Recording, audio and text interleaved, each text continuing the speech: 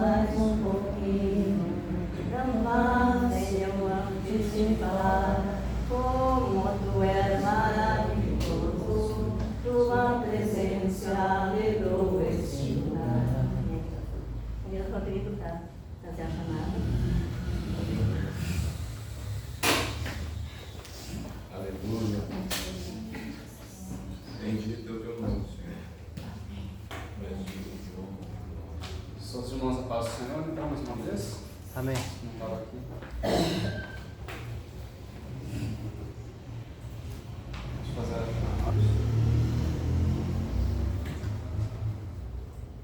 Glória a Deus. Bendito é o teu nome, Senhor.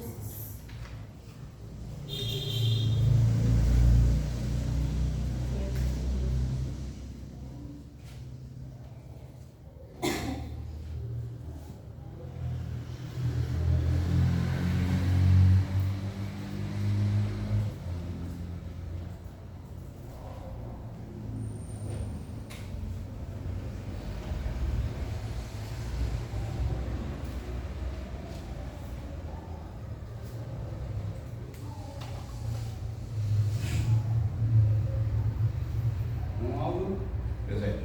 Luiz, Amém. Beatriz, você vai. Madalene, Beatriz,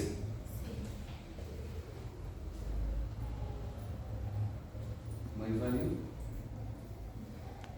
Beatriz, Mão Leonardo,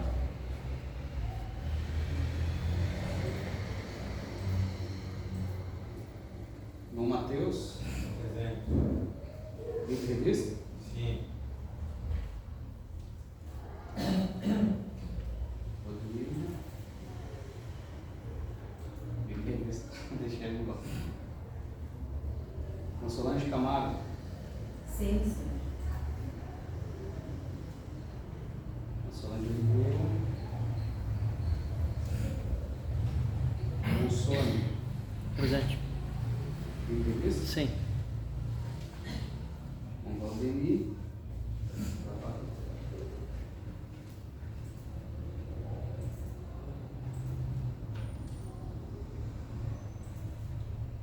Moleiro,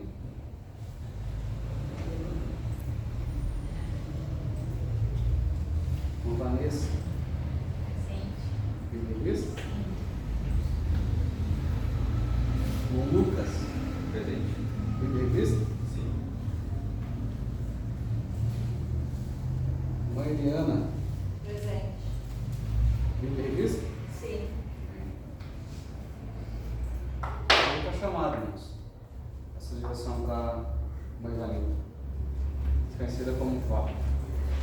Minha, pelo menos, né? Convido o irmão Sônia para ler a leitura devocional. Conta-se aí Judas 11 a 19. Glória a Deus.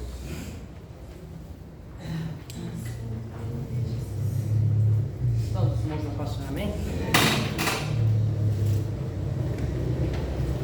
Então vamos fazer a leitura do texto devocional nessa noite, no livro de Judas, ou carta, versículos 11 ao 19.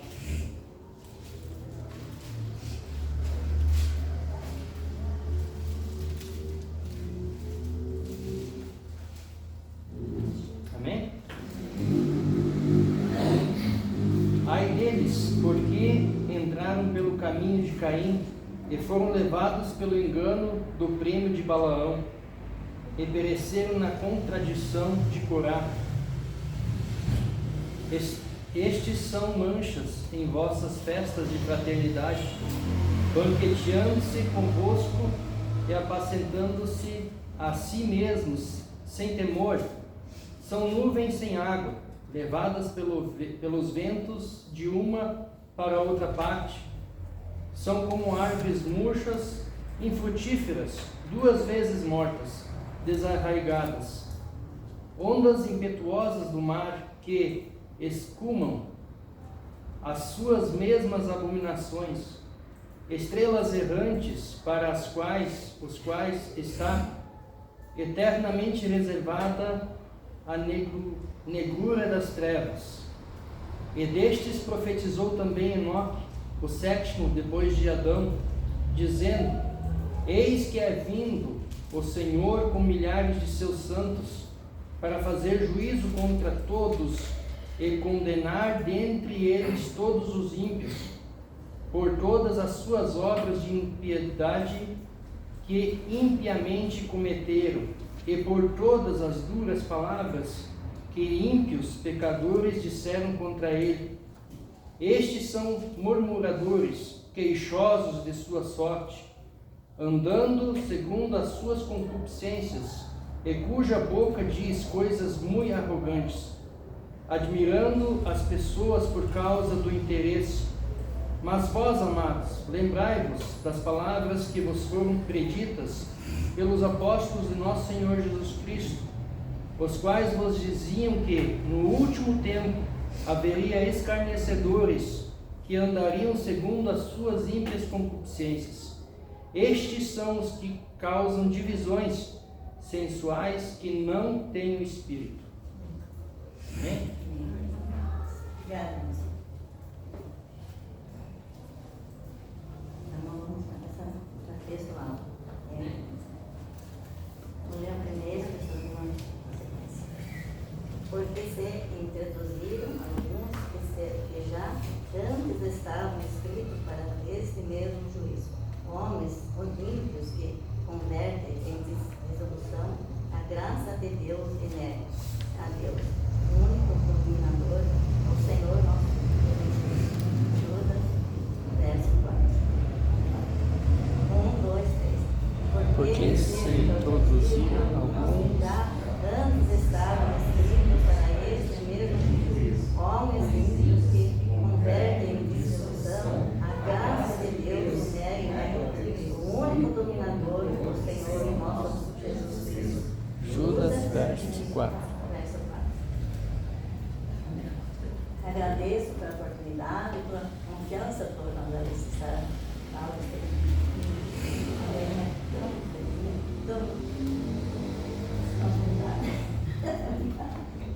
agradeço por estar entregando uma aula. A Vanessa vem lá.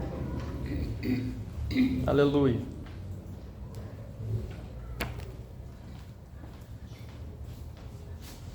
Aos irmãos com a paz do Senhor. Amém. Senhor, meu Deus, Pai Todo-Poderoso, obrigado, Senhor, pela vida da tua serva, Senhor. Tens dado, Senhor, vida, Senhor, fôlego de vida para a tua serva, esperar em tudo, Senhor. Peço a ti, Senhor, também agora, Senhor, pelas vidas, Senhor, do teu servo, Moalmo. Peço a ti, Senhor, que o Senhor use ele agora, que o Senhor tire todo o cansaço, Senhor, tudo, Senhor, todo o pensamento, Senhor, do serviço, toda a canseira, Pai, eu repreendo em nome de Jesus. Peço a ti, Senhor, que o Senhor instrua ele agora na direção do teu Espírito Santo. Eu te peço e agradeço, em nome de Jesus. Obrigado. Paz do Senhor, irmãos. Os irmãos Amém. podem tomar assento. Então, quero agradecer a irmã Ilva que nos ajudou hoje. Foi um pouquinho teimosa no começo, né? Mas a sua chapa insiste bastante, daí ela aceitou. Foi muito bem. Amém. A senhora é a mais experiente de nós todos. Nós todos aqui podemos ter muita teoria, muito conhecimento, talvez até mais que a senhora. Mas as experiências que a senhora tem, nós não temos ainda. Se Deus quiser, nós vamos alcançá-las, se Jesus não voltar. Então, fiquei muito feliz de ver a senhora trabalhando com Jesus. Está doendo as pernas? Está doendo as pernas? Ela não é para mim vir, mas olha, não. Isso aí. Vamos ver se não dou minhas pernas todos os dias hoje, mas assim, não olha, amigo, não vai ficar. É isso aí, é por esforço. É com dedicação. Deus abençoe a senhora.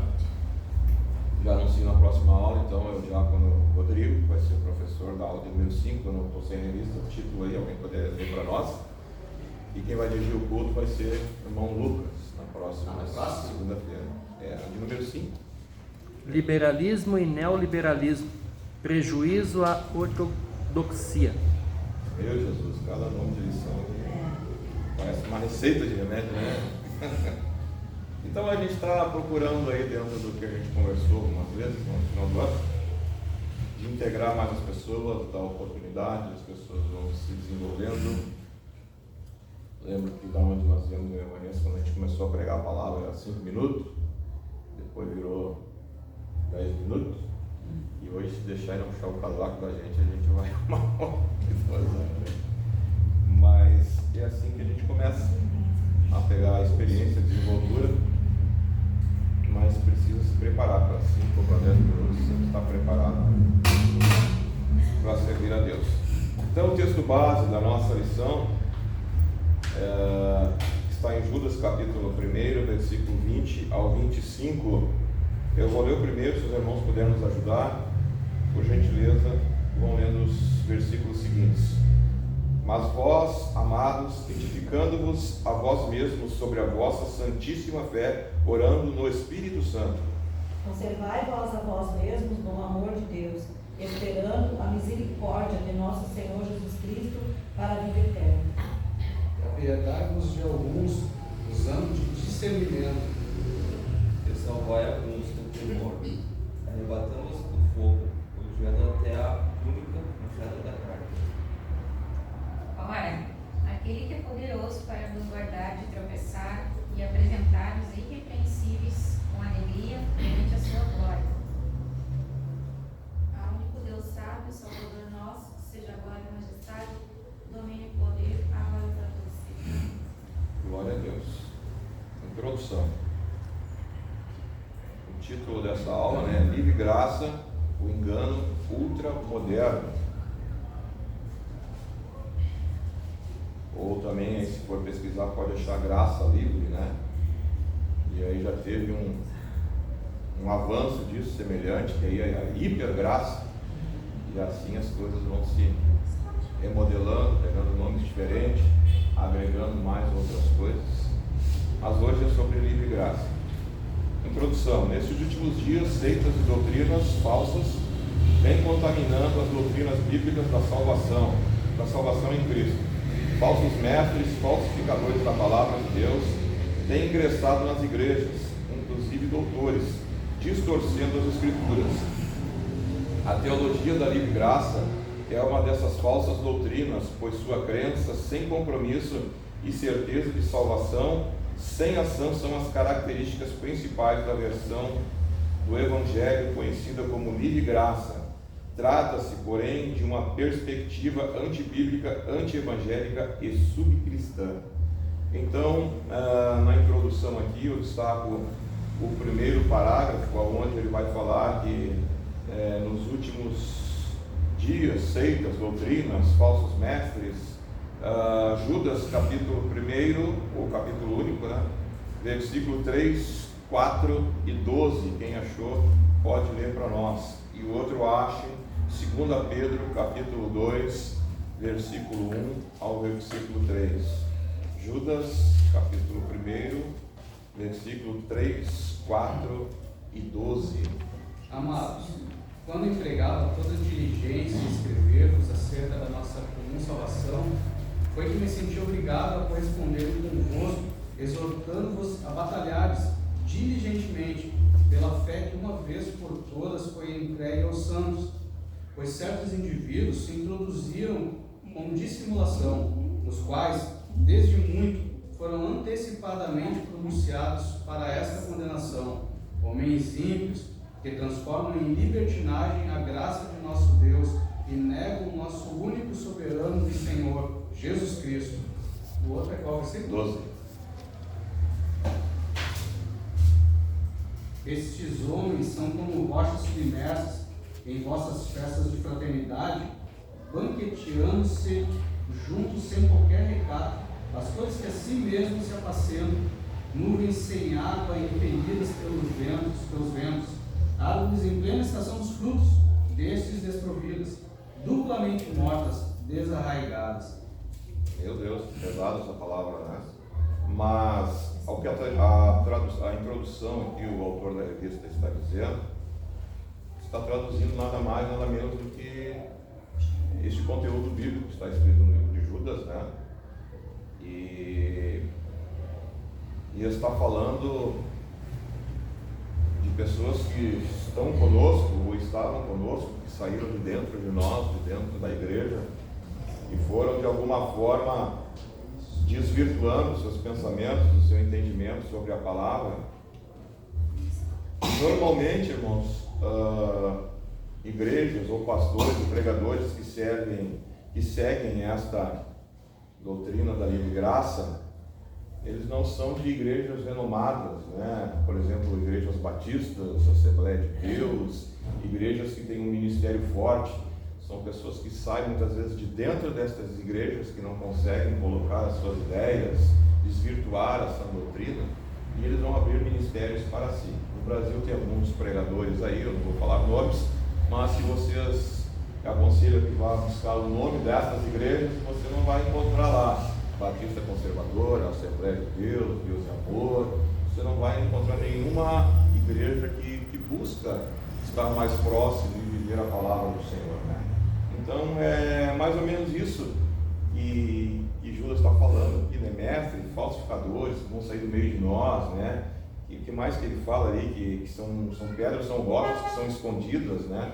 Que estão no meio da gente, mas no subsolo, é que nem o Titanic, né? Olharam de longe, quem sabe, meio que um vulto, enxergaram só uma pedrinha, não é nada.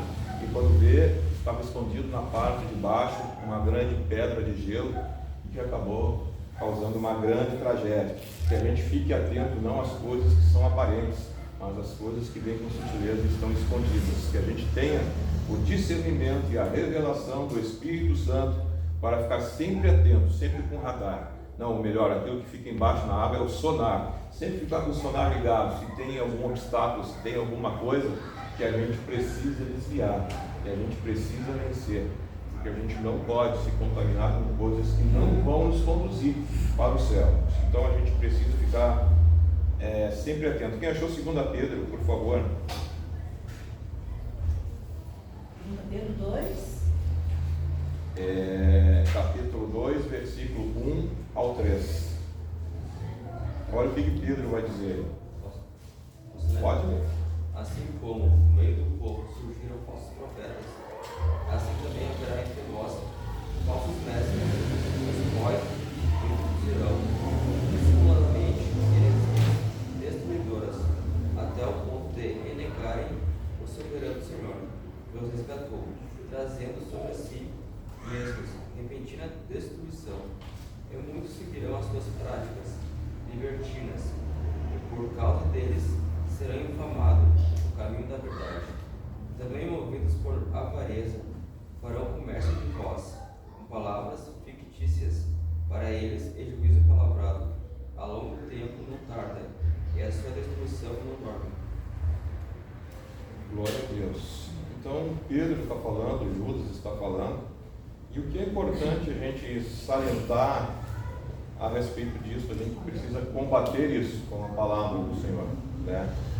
Então, uma dica fica aqui, irmãos, que quando a gente não tem uma fé madura e a gente não tem o conhecimento suficiente da palavra de Deus, não vamos para a internet buscar mensagens bíblicas de pessoas que creem diferente da gente, porque isso causa uma grande confusão mental.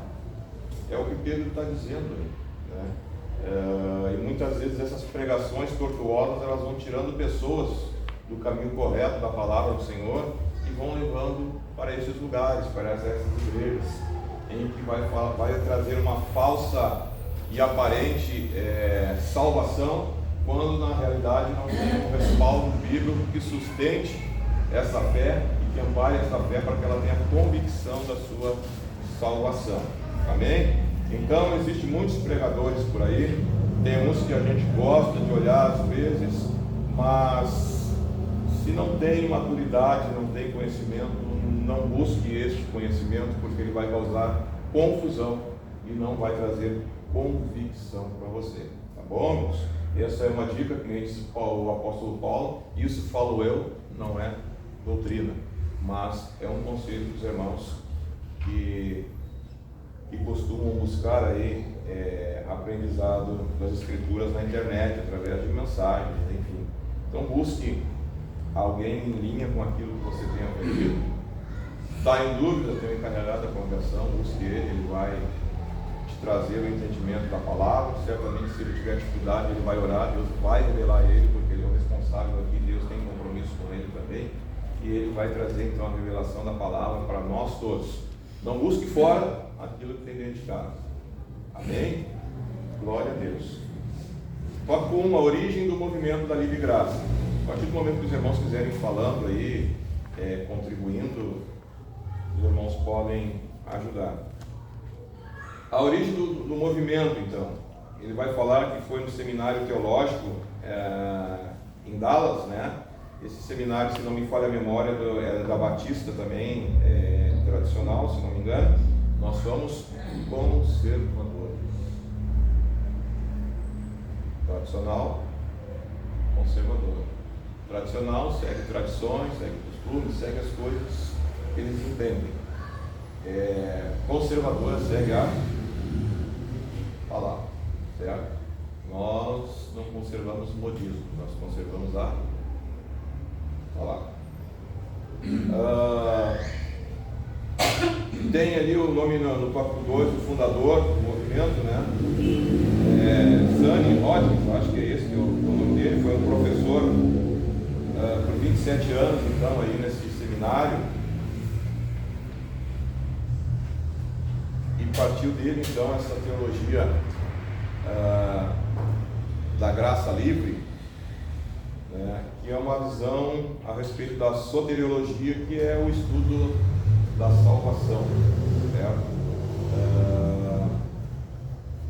Desenvolvida a partir de novo de raízes batistas mais tradicionais. Guardem a separação. Tradicional segue tradições, segue muitas coisas. Conservadora guarda valores e princípios bíblicos. Surge em resposta ao ensinamento do senhorio de Cristo. A teologia da justificação só pela fé da livre graça foi sistematizada por teólogos como o Dr. Charles Hyde, não sei se é essa a pronúncia, Zane Hodgins, na década de 1980, principalmente como uma resposta ao ensinamento do senhorio de Cristo e a total confiança em Cristo. Então eles vão sistematizar. O que é sistematizar? É criar método de estudo para que o conteúdo ele possa ser mais fácil absorvido e entendido. Não sai lendo toda a Bíblia, mas ele foca num assunto, numa situação, por exemplo, escatologia, né? Então vai estudar escatologia. Angelologia, vai estudar a respeito dos anjos. Cristologia, a respeito de Cristo, né? Soterologia, a respeito da salvação. E por aí vai. Então, sistematizar é organizar uma forma adequada de estudar que facilite o entendimento. Amém? Amém. Então, eles criaram este método e aqui o autor está dizendo que é para combater, então, o senhorio de Cristo, a confiança que a igreja tem no Senhor. Então, a livre graça ou a graça livre, ela crê somente, nós crê em Jesus e ele está salvo. Esse é o resumo máximo que eu poderia fazer. Não existe nenhuma condição, não existe nenhuma participação do homem. Simplesmente basta crer e ele já está salvo. Tópico 2, Cristologia da livre graça. A visão mais recente de Zane Hodgins e da Sociedade Evangélica da Graça considera ser legalismo teológico exigir para a vida eterna a crença na divindade de Cristo, morte pelo pecado e ressurreição corporal, uma vez que isso excederia o requisito da mensagem salvadora mínima para simplesmente crer em Jesus para a vida eterna. Então eles estão dizendo que não precisa isso que nós lemos aqui, né? Crer na divindade de Cristo, não precisa crer na ressurreição corporal, que mais? Na morte pelo pecado. Basta eu crer em Jesus, que isso já é o suficiente. O que Jesus passou, o que Jesus trabalhou, o que Jesus fez, o que a palavra registra, não tem importância. Entendam aqui, abram parênteses, eles não estão dizendo que eles não creem, Eles estão colocando isso dentro da cristologia, ou para a salvação. Então eles estão colocando que isso não é necessário. Não significa que eles não creem nisso. Mas para a salvação, basta crer. Um tempo atrás, não me lembro quanto tempo, nós começamos a olhar um pastor. Eu perdi a vontade de olhar e não olho mais. Um pastor que fala muito sobre o arrebatamento, né? Sobre Apocalipse, enfim, uma série de situações. E tinha uma live lá, não sei quantas mil pessoas, e aí alguém lá disse para ele assim: pastor, o que eu tenho que fazer para ser salvo? Até uma pergunta bíblica também. E o pastor disse: crê em Jesus. E ele disse: eu creio, então eu vou orar por ti, tu está salvo. Aí eu disse: como assim? Nem sabe se o camarada vai mudar de vida, se é verdadeira a confissão de fé dele, não está ligado ao corpo de Cristo, não está nada, e já a salvação já veio automático assim. Então eu me lembrei deste exemplo quando eu vi aquilo ali, e isso sinceramente me deu um susto assim. Eu digo: ué, eu não aprendi assim, será que é tão fácil assim? Se eu dizer que creio e está pronto, né? Então a gente precisa, por isso que eu disse, cuidado com as facilidades da internet, né? Para aqueles que creem, a livre graça, para aqueles que creem no sacrifício da divindade de Cristo, na morte pelo pecado e na ressurreição corporal, eles estão dizendo para esses que creem e vinculam isso à salvação, eles classificam as pessoas como legalistas, aqueles que vão precisar fazer alguma coisa para alcançar a salvação, né? Vão depender de si, das suas obras, enfim.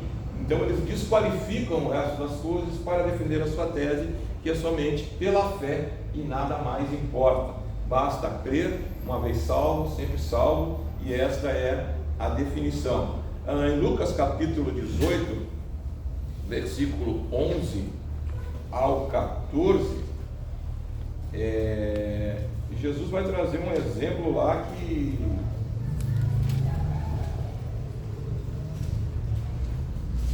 dentro desse contexto aqui, que para eles a pessoa creu é o suficiente, né? E ele vai trazer aqui um exemplo de legalismo, né?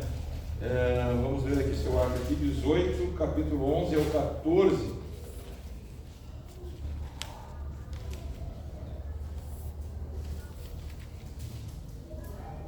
Vai falar do fariseu e do publicano. O fariseu, posto em pé, versículo 11, orava de si para si mesmo, desta forma: ó Deus, graças dou, porque não sou como os demais homens, roubadores, injustos e adúlteros, nem ainda como este publicano. Jejuo 2 vezes por semana e dou o dízimo de tudo quanto ganho. O publicano, estando em pé de longe, não ousava nem ainda levantar os olhos ao céu, mas batia no peito, dizendo: ó Deus, se propício a mim, pecador.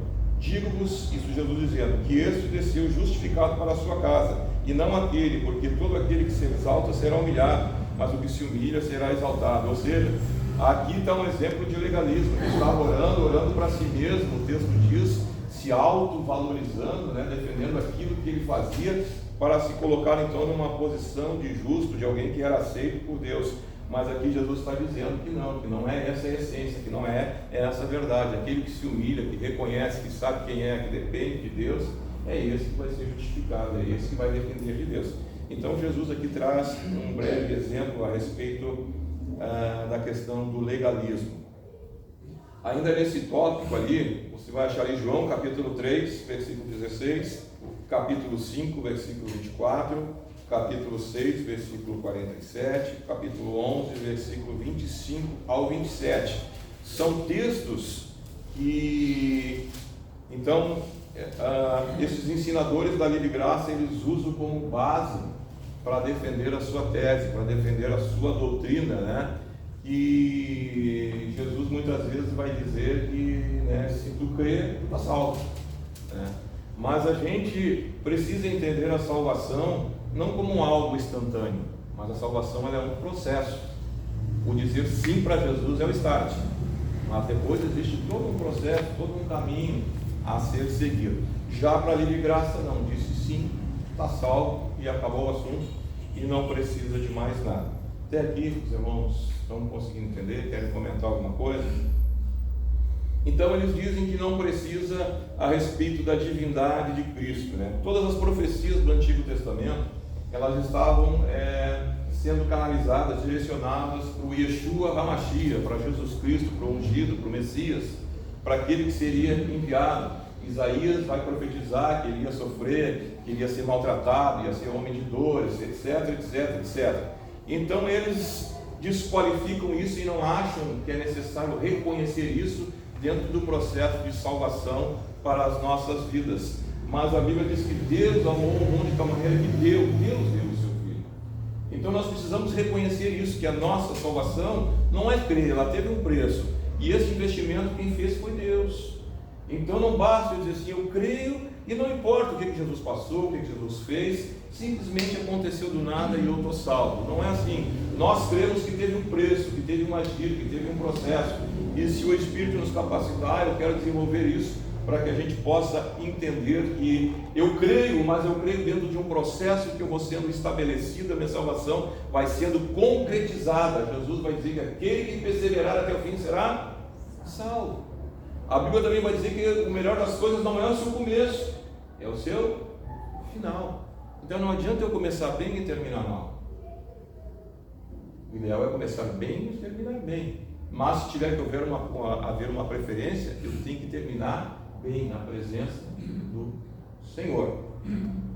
Nem todos nós teremos a oportunidade que teve o ladrão da cruz. No seu último suspiro, no seu último momento, Jesus estava ao lado dele e ele disse: Senhor, lembra-te de mim quando entrares no teu reino.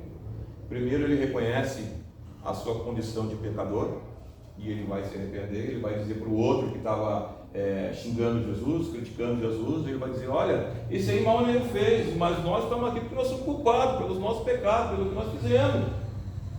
Tu não teme a Deus, tu não está preocupado com esse negócio aí. E aí ele vai virar para Jesus e vai dizer: Senhor, lembra-te de mim quando tu entrares no teu reino. E Jesus vai dizer para ele: ainda hoje estarás comigo no paraíso. Esta oportunidade é uma oportunidade ímpar, que nem todos poderão ou conseguirão alcançar, né? Então a gente precisa estar sempre preparado, sempre com a nossa fé, com a nossa obediência e com a nossa crença em dia, crendo que o Senhor a qualquer momento pode nos resgatar, nos levar, e isso pode não dar tempo. O arrebatamento disso não vai ser como um abrir e fechar de olhos, como um piscar, né? Alguns pregadores calculam quantos milésimos de segundo, não importa, é mais rápido do que a gente possa dizer uma palavra, é mais fácil, mais rápido que a gente possa dizer: Jesus tem misericórdia de mim. Já foi, o tempo de misericórdia é agora. Amém? Não sei se eu olhei para o mão. Não?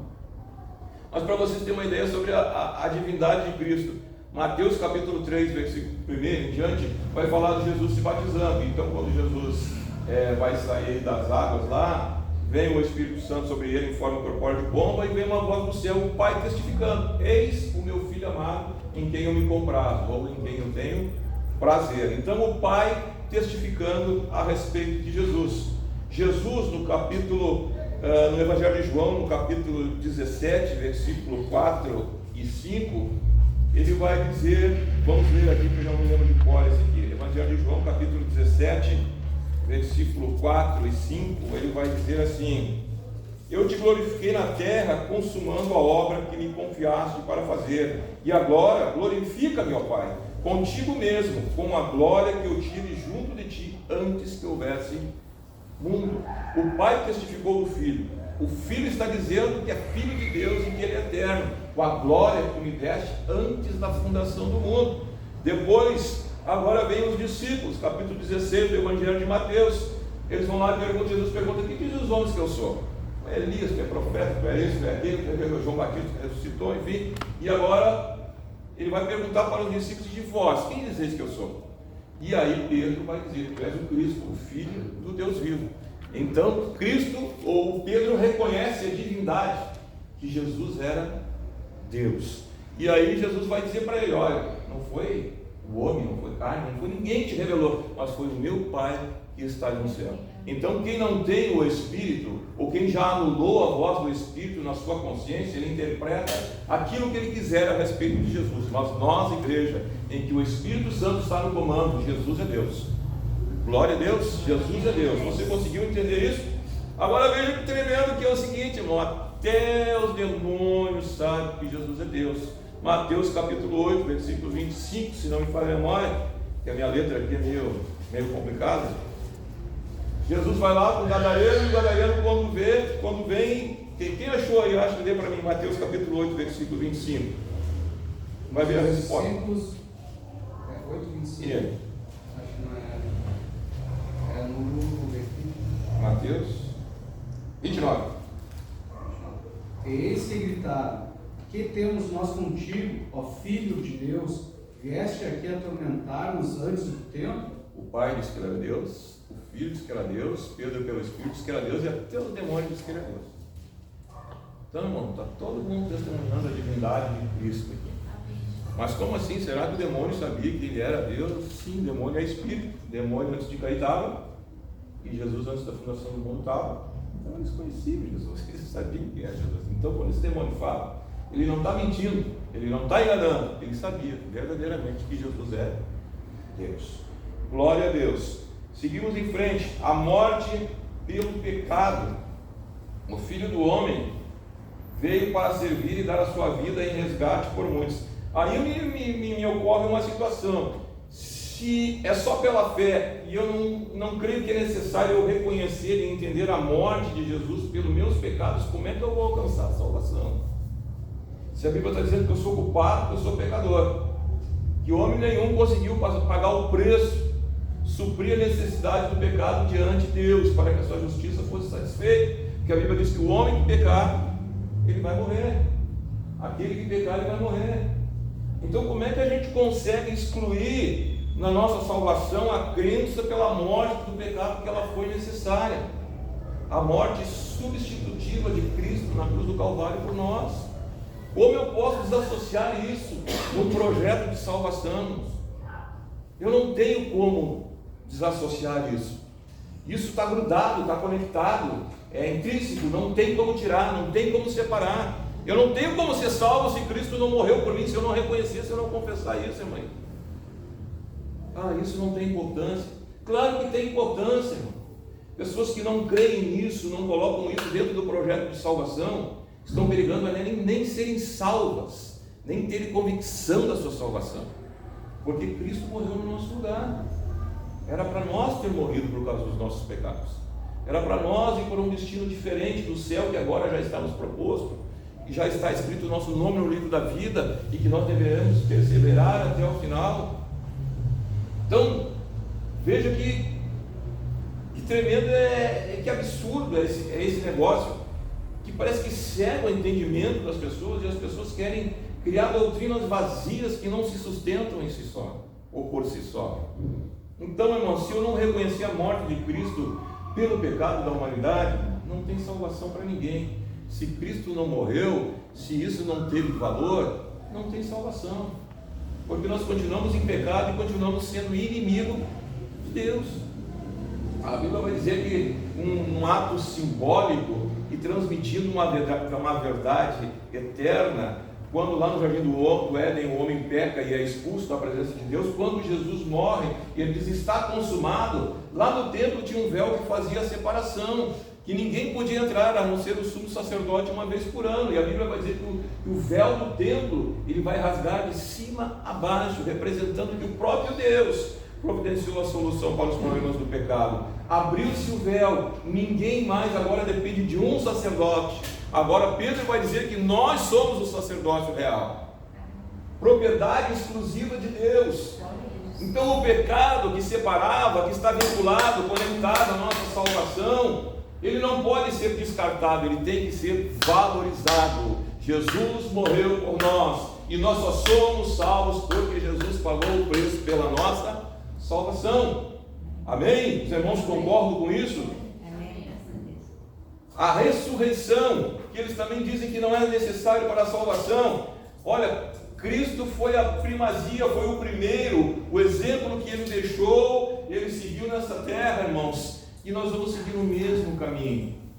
Ele nasceu, Ele foi obediente. Jesus, sendo Deus, Ele não usou os seus poderes de Deus, Ele viveu na dependência do Espírito Santo, para que eu e você, na dependência do Espírito Santo, conseguíssemos também seguir e trilhar o mesmo caminho. Jesus também vai dizer assim, ó, aquele que quiser vir após mim, negue-se a si mesmo, tome a sua cruz e siga-me a cada dia, ou a cada dia me siga. Então Jesus carregou uma cruz e está dizendo, para ti também tem uma cruz, tu vai ter que seguir até o teu final, até o teu calvário, até o teu dia. E assim como Ele ressuscitou, vencendo a morte, porque não tinha pecado, Ele nos purificou do nosso pecado, e nós vamos vencer a morte. Assim como Ele ressuscitou, também vai acontecer conosco a mesma coisa lá no final do arrebatamento da igreja. Vai soar a trombeta, dada a voz do arcanjo, e vai gritar, vai tocar, vai soar, e aqueles que tiveram o Espírito Santo foram selados para esse dia, vão escutar a trombeta e vão se encontrar com Cristo nas nuvens. Como isso pode estar desassociado à salvação? Em hipótese alguma, isso é necessário crer, por isso faz parte do nosso processo de salvação. Amém, irmãos? Amém. E que coisa tremenda, né? Em Atos dos Apóstolos, capítulo 1, Lucas, quando escreve, vai dizer que Jesus apareceu por 40 dias aos seus discípulos. Ele ficou ausente 10 dias. 40 dias Jesus se apresentou, Jesus falou. E aqui eu acho maravilhoso, né? Que quando eles vão correndo no sepulcro para achar Jesus, a pedra estava removida. E aí Maria volta correndo para Pedro. Pedro, olha, não tem ninguém lá, o mestre não está lá. Ele diz que sai Pedro correndo e sai um outro discípulo correndo mais rápido que Pedro. Ele chega lá, mas não tem coragem de entrar. Ele só olha e vê que estava vazio. Daí Pedro vem e entra.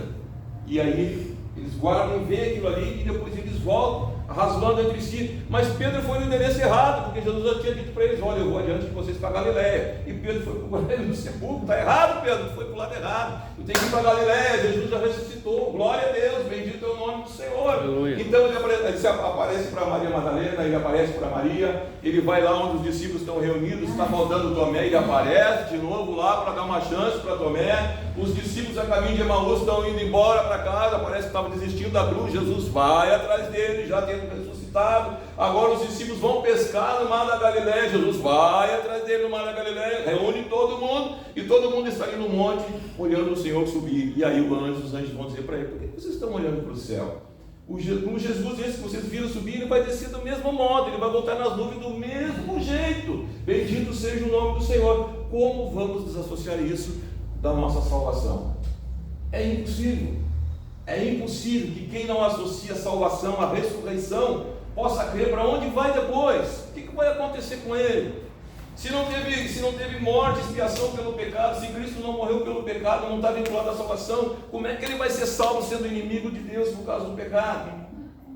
Aleluia! Se Cristo não é Deus, como é que então ele vai cumprir o que foi escrito por Paulo, que ele não teve como usurpação ser igual a Deus, ele humilhou-se a si mesmo, tomando forma de homem. Está escrito, ele era Deus, mas tomou forma de homem para pagar o preço como homem. Então a igreja precisa fugir destas coisas. Nós precisamos entender que as novidades do Evangelho, não existe nova revelação, não existe nova descoberta, não existe novo profeta, novo pregador, nova revelação, não existe nada, irmão. A palavra de Deus é pura, simples e direta. A gente não pode querer facilitar. Agora, há pouco tempo, numa das escolas, eu acho que o ano passado, ou esse ano, não me lembro, teve um pastor de uma igreja que eu já citei o nome aqui, que ele disse que tinha que alterar a Bíblia. Agora teve uma outra artista aí, na maior das caras de pau, disse que a Bíblia ela é muito violenta, que a Bíblia ela não agrega todo mundo, é discurso de ódio. E aí nós temos que mudar a Bíblia. Aí eu fiquei questionando o Monzoni, pode mudar a Bíblia, arranca todo aqui, diz que só Deus é amor, podemos deixar só essa parte da Bíblia. Eu arrancar as páginas da Bíblia, vai mudar a essência de Deus, de quem Deus é? Vai mudar o pensamento de Deus? Então, eu não sei como é que as pessoas pensam uma coisa dessa. Por exemplo, se tirarem o meu nome, tu não vai mais te chamar Alvo, tu vai te chamar João. Eu vou deixar minha personalidade, quem eu sou, o que eu aprendi, o que eu vivo, o que eu conheço? Não, eu vou continuar tendo os mesmos princípios, não adianta mudar o meu nome.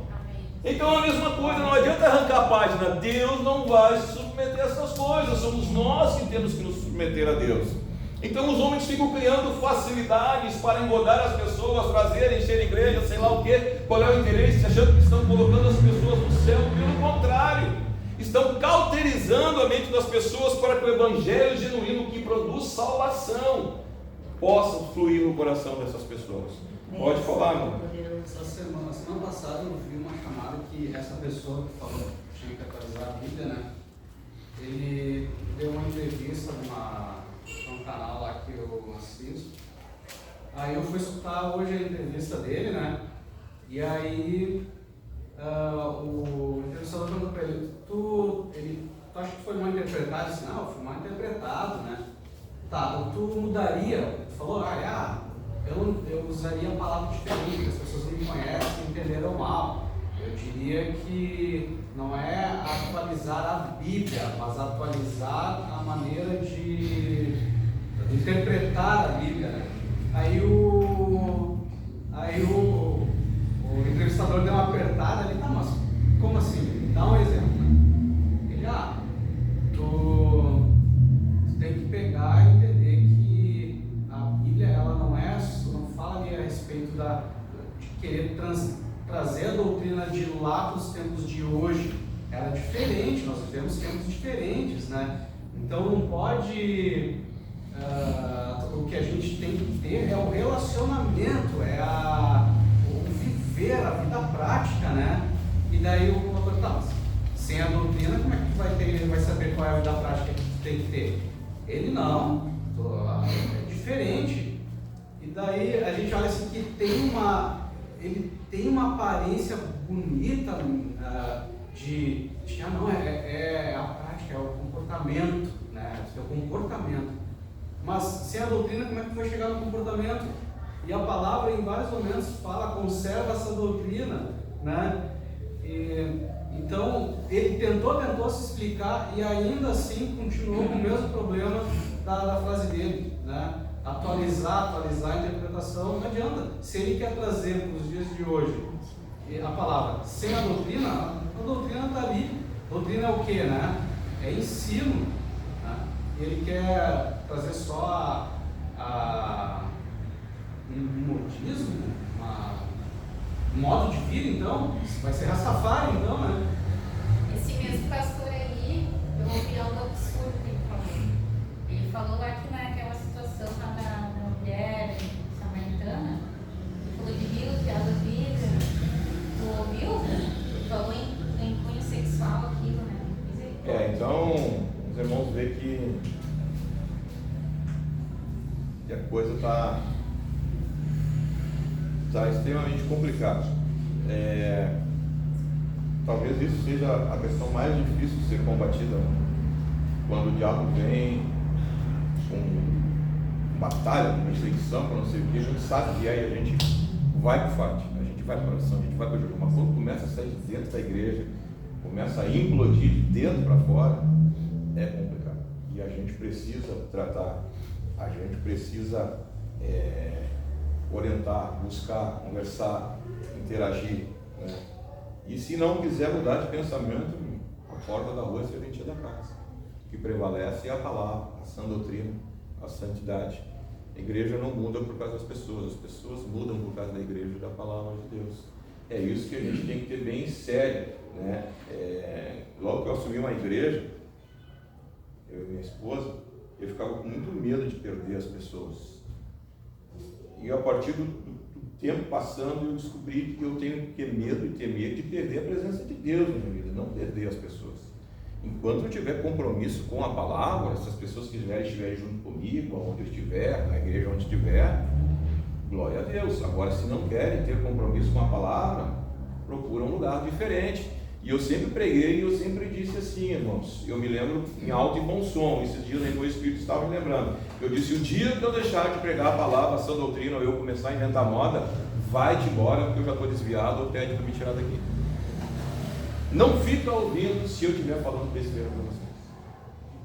Escapa-te pela tua salvação.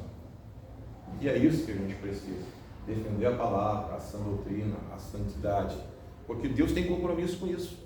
E aí o próprio Deus vai trabalhar na vida das pessoas. Mas tem pessoas que são reativas, que não querem às vezes. É muito duro, o irmão Rodrigo está falando muita coisa difícil lá, não sei o quê. Então, irmão, o evangelho light tem por aí, porta larga tem por aí, e a gente tem que ficar na porta estreita. Amém, irmãos? Essa conduz para o céu, essa não tem erro, essa não dá para desviar. A porta estreitinha tem que passar espremendo, não tem para onde se desviar. Salmo 119, versículo 89, meu Deus, agora já passo rápido. Diz assim, na minha tradução é atualizada, tá? Revista e atualizada. Depois, se alguém tiver a revista corrigida, 119, versículo 89, o salmista diz assim: para sempre, ó Senhor, está afirmada a tua palavra no céu. Alguém tem outra tradução? 119? 89. Não, é igual a mim? Se alguém tiver outra tradução, pode ler, só para a gente tentar pegar. Está escrito assim, para sempre, ó Senhor, a tua palavra permanece no céu.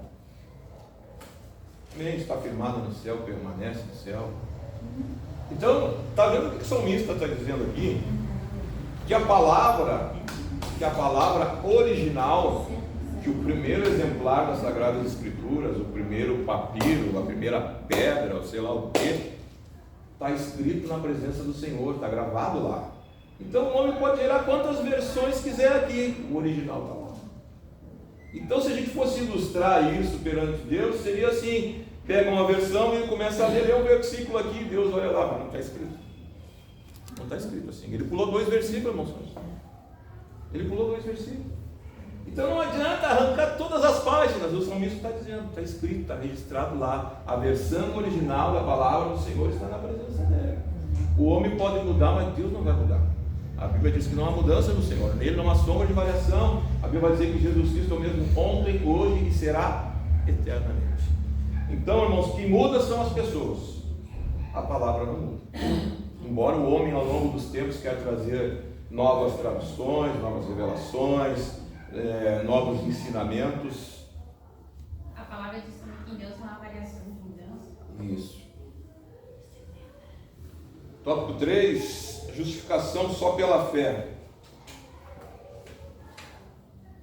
Ele vai dizer ali que essa fé ocorre sozinha quando uma pessoa é justificada de modo que nenhuma outra ação humana necessariamente acompanha a fé.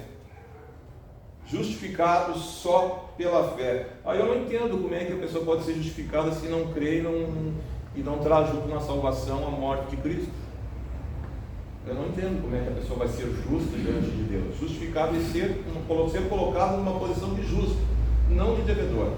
Então o diabo, quando nos acusava sem Jesus, nós éramos devedores, nós éramos culpados, mas pelo sangue de Cristo, pela morte de Cristo na cruz do Calvário, pelo seu sangue derramado, quando eu aceito Jesus e nesse processo de salvação está eu aceitar o sacrifício de Cristo, ele me lava no seu sangue e eu passo a estar numa condição de justificado. Então quando o diabo me acusa, o sangue me purifica. Então Deus vai olhar para mim e vai dizer: não, mas ele está limpinho aqui, não é verdade o que está falando, já fui perdoado, não está mais escrito essa dívida dele, não tem mais isso. Então como é que pode a gente ser salvo e sendo justificados não crendo no sacrifício de Cristo? Para mim não casa, não entra na minha mente, não entra no meu coração. Eu não consigo compreender como isso ainda consegue ser abordado por teólogos, por pessoas que teoricamente entendem muito mais do que eu da palavra do Senhor. Alguém quer comentar alguma coisa, por favor? É interessante que já no século V teve acho que foi meio que o pai desse movimento, assim, né? Talvez inspirado ali, que era o pelagianismo, né? Que eles falavam que tem uma variação porque eles achavam que o homem por si mesmo ele tem condições de alcançar a salvação por si mesmo, não precisando também do sacrifício de Cristo, não precisando de nada, né? A ressurreição, nada. Daí Agostinho, se não me engano, foi quem combateu o Pelágio, né? Mas ele se declarou ele como herege. E agora, agora, década de 80, né? Está no nosso contemporâneo, vem essa variação, não negando que tu tem que ter fé, precisa ter fé, mas Em compensação, daí tu não precisa de a morte de Cristo, não tem significado nenhum, a ressurreição não tem significado. Então, sempre vem vindo, né, em todos os tempos, sempre surge algum herege para conquistar, porque deixa tudo mais simples, mais fácil, sem Cristo, sem comprometimento, sem nada, né? É tão mais fácil, eu não preciso me comprometer, não preciso mudar de vida. Se nós vamos olhar no relato de Atos ali, quando as pessoas ouvem a mensagem do Evangelho, eles perguntam o que nós precisamos fazer. A resposta de Pedro, e se a gente for olhar todas as primeiras pregações lá, a resposta vai ser a mesma: arrependei-vos. Primeiro ponto, arrependei-vos e sede batizados em nome de Jesus, né? O arrependimento, de metanoia, de mudança de mente mesmo, completamente. E ser batizado no nome de Jesus ali não é uma forma batismal, né? É tu aceitar a personalidade de Cristo na tua vida, se revestir de Cristo, agir como tal, né? Como ele agia, como ele falava, como ele trabalhava. É realmente assim, inacreditável. É como se pega um recorte só de qualquer texto e se debruça sobre aquele lá e esquece completamente todo o resto da Bíblia. Né? É aquela coisa, aquela paixão. A minha paixão agora é isso aqui, o precioso, né? Não consegue ver mais nada.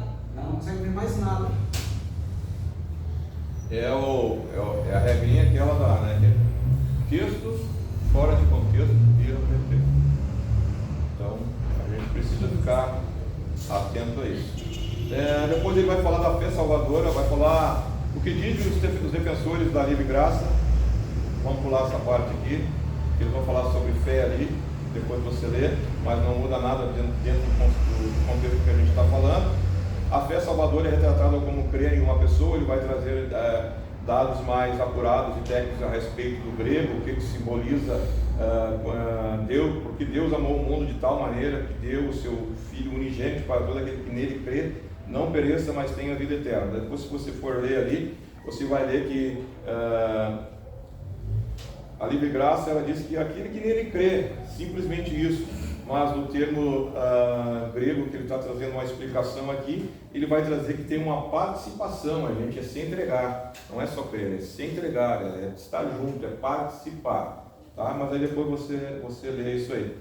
Depois vem a posição protestante, né? O último parágrafo lá, em especial a fé salvadora é sempre seguida de mudanças na conduta da vida de uma pessoa. Então a salvação, ela tem que produzir mudanças. Tópico 4, a livre graça e o arrependimento. Então, se você for ler ali, você vai entender que o arrependimento para eles é simplesmente mudar de opinião ou mudar de mente, né? Mudar de mente de um sistema de autojustificação por obras para confiar somente em Cristo para a salvação, ou uma mudança de mente do politeísmo para uma crença em Jesus Cristo como verdadeiro Deus vivo. Então é uma mudança superficial, quem sabe podemos dizer intelectual, né, da sua forma de pensar. Ela não envolve toda a natureza humana, né? Então o arrependimento, existe duas situações, né? A gente pode ter o remorso e a gente pode ter o arrependimento. O remorso, eu me condoo, eu sinto as dores, eu sinto a tristeza, eu sinto a angústia por eu ter errado, mas não passa disso, e eu vou continuar praticando a mesma coisa. Já o arrependimento, eu vou sentir as mesmas dores, quem sabe de uma forma mais profunda, e eu vou me humilhar, eu vou reconhecer que eu estou errado, e então eu vou mudar a direção. Eu me arrependi, eu não quero mais aquilo ali, eu quero uma coisa diferente para a minha vida agora. A livre graça diz que não precisa, só muda a tua maneira de pensar. Se tu continuava aí fazendo um monte de coisa, aí tu pode continuar fazendo, só pensa diferente. Olha, eu sou salvo, Jesus me salvou, está tudo certo. Mas em contrapartida,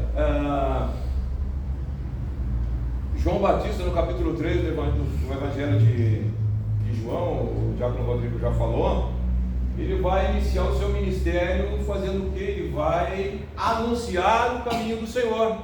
Ele vai ser aquele que vai fazer o anúncio da vida de Cristo, que já estava profetizado no Antigo Testamento. E quando João Batista vem, qual é a mensagem de João Batista para os judeus, para Jerusalém, para aquela região, às margens do Rio Jordão? Arrependei-vos, convertei-vos, ou seja, te arrepende do que tu está fazendo de errado e muda de postura. E aí veio os fariseus, que vieram ali, só na aparência, só aqui na livre graça, só vou mudar minha maneira de pensar, vou dar uma enrolada em João, que é só tomar um banho lá, está tudo certo, posso seguir roubando no templo, saqueando a casa da viúva, posso continuar não ajudando, posso fazer aí fotos de corbano, vou ajudar minha família, vou dizer que isso aqui é para o templo, mas nunca entrega o dinheiro do templo, eu posso fazer um monte de coisa, mas aí João Batista, pelo Espírito, ele vai olhar para eles e vai dizer assim: raça de víboras, quem vos ensinou a fugir da ira vindoura? João Batista, em outras palavras, está dizendo: Deus quer transformação de vida. Deus não quer só mudança de pensamento, Deus quer mudança de comportamento. E aí é onde vai entrar a conversão. Entra quando Jesus ora vai falar na sua oração, ele vai falar que vai enviar um outro consolador, o consolador que vai nos convencer do pecado. E quando convence o homem do pecado, ele produz um arrependimento. E aí vai mudar um processo, vai desencadear um processo na vida da pessoa chamado novo nascimento. Então a gente precisa entender isso. Paulo vai escrever aos Romanos: aquele que está em Cristo Jesus, nova criatura é. As coisas velhas passaram e tudo se fez novo. Mudança. Jesus, quando fala para Nicodemos, lá no capítulo 3, capítulo 4 do Evangelho de João, é necessário nascer de novo, meu camarada. Do jeito que tu está pensando, só mudar teu pensamento aí, não vai rolar, tu vai ter que mudar de vida. Tu precisa mudar de vida. Então a gente precisa entender isso. Para a salvação tem que haver mudança. Vamos imaginar criar uma situação aqui. Alguém aqui é malfeitor, é estelionatário, é ladrão, sei lá o que for. E essa pessoa vai chegar a Jesus: eu te aceito como meu Salvador, Senhor. E sai daqui e vai roubar um carro ali. E vai dizer assim: obrigado, Jesus, pela minha salvação. Mas está roubando, está matando, está fazendo um monte de coisa errada. Que evangelho é esse, irmão? Que graça é essa?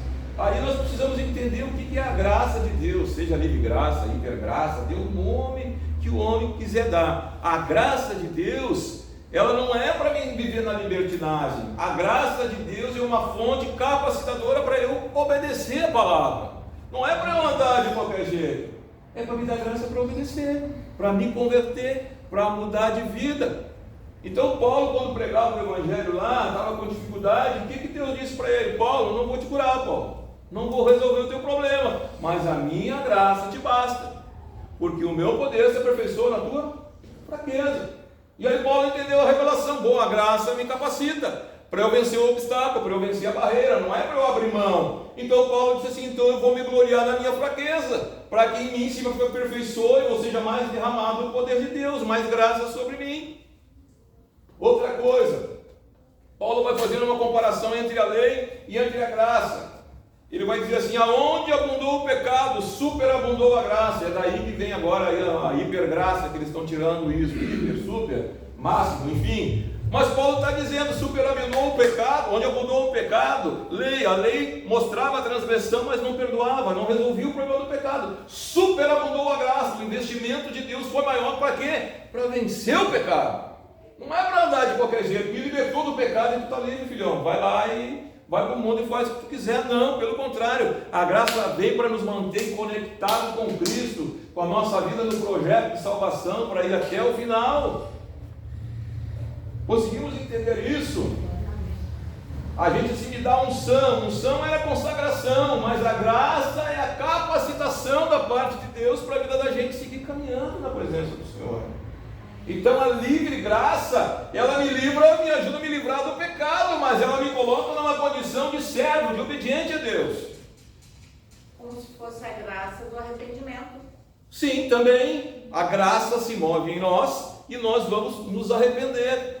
Cristo vai nos levar para ter a sua presença pela sua graça, e nós vamos nos arrepender e vamos mudar de vida. E aí, quando eu vou começar a mudar de vida, a graça continua trabalhando. Eu vou te ajudar, eu vou te direcionar. Tu não vai mais fazer aquilo que tu fazia, dá vontade, eu vou para a oração, o Espírito te dá graça, tu vence aquilo que tu fazia de errado, não vai fazer mais.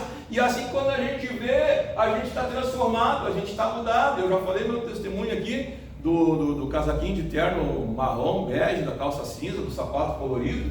Eu sempre fui um cara que eu nunca gostei de aparecer, eu sempre fui muito discreto. E daqui a pouco eu estava me vendo na igreja com o terno de uma cor, a camisa de outra, a gravata de outra, a calça de outra, o sapato de outra. E pior que nada era meu, irmão, era tudo emprestado. E a Bíblia embaixo do braço. E aí assim, vê que tamanho é a graça. Que a Vanessa foi olhar para um camarada que se vestia assim e acabou casando comigo. É só graça de Deus, é misericórdia de Deus. Né? Então, Deus age de uma forma tremenda e maravilhosa. Ele tira a nossa vaidade, irmão. Ele tira os nossos preconceitos, os nossos medos. E eu nunca mais quis voltar. Eu me criei na Estela Maris aqui. Eu nunca mais quis voltar para lá. Eu nunca mais quis vir amigo do passado. Eu nunca quis mais nada, irmão. Eu quero andar para frente. Eu quero andar com Jesus.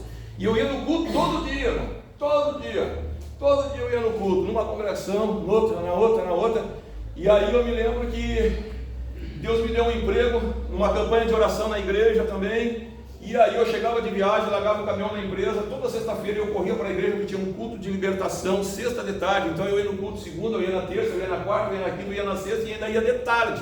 Era muita graça, eu queria estar na presença de Deus. Eu tinha fome, eu quero aprender, eu quero saber esse negócio. Eu entrei uma vez na igreja, irmãos, em novembro de 1998. E eu nunca mais saí. Glória a Deus. Paramos um tempo de ir nos cultos, mas a nossa fé nunca foi adulterada. Nós sempre continuamos crendo, sabendo que um dia a graça de Deus ia nos dar força para voltar. E hoje nós estamos aqui, com a honra e glória do nome do Senhor Jesus. Então é tão lindo o que Deus faz na vida da gente. Então a livre graça não é para te viver de qualquer jeito, ela vai nos conduzir para Cristo, para a salvação, para a palavra, para a obediência, para a comunhão, para fazer a obra, para ajudar. Não é para brigar, não é para conflito, não é para alguém se achar que é melhor que ninguém, que alguém é mais especial que ninguém. Não, a graça vai nos mostrar que nós não somos nada, que nós dependemos do Senhor, e é a graça dele que vai nos fazer andar. Amém, irmãos? Amém. Glória a Deus. O fim já está virando pregação, eu já estou saindo da lição aqui.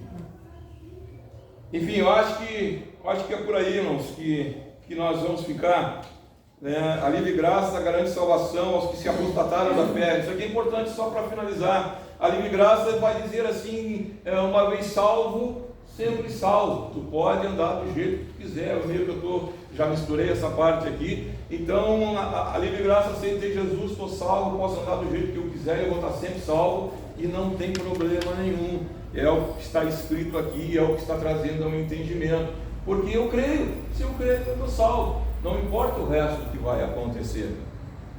E aí, a Bíblia vai dizer assim, que sem santificação ninguém verá Deus. O céu é um lugar santo. Quem quis se meter de louco lá no céu, que foi o diabo, com parte dos anjos, Deus colocou por terra. Porque lá é a adoração a Deus. Deus é o centro das atenções. Então lá é santo, é puro.